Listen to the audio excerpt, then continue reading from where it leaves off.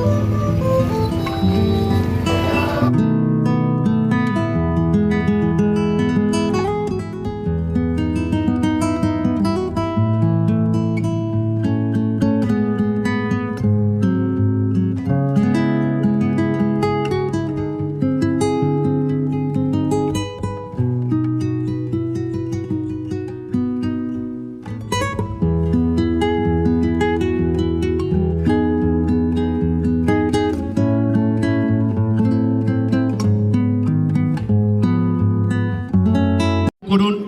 এখানে যারা একটু আছেন, যেটি চতুর্থ বর্ষে আমরা পদার্পণ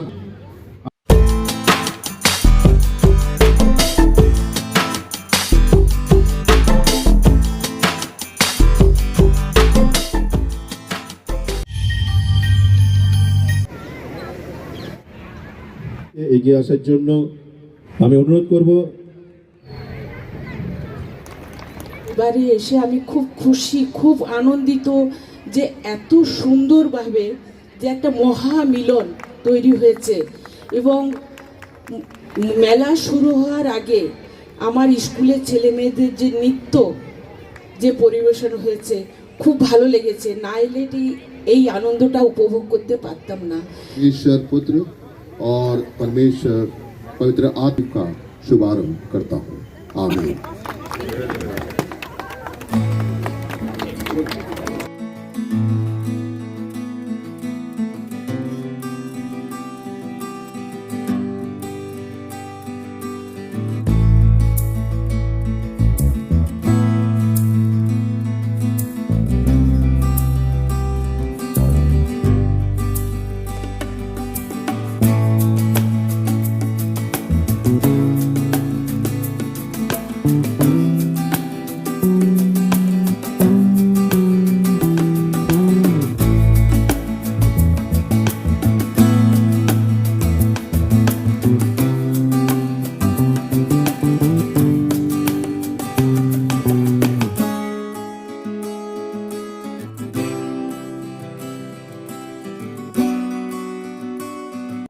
डायसिस ऑफ दुर्गापुर का ये चौथा वर्ष है जब ये क्रिसमस मेला का आयोजन हम कर रहे हैं और तीसरा वर्ष है जब बांकुड़ा में ये मेला आयोजित किया जा रहा है।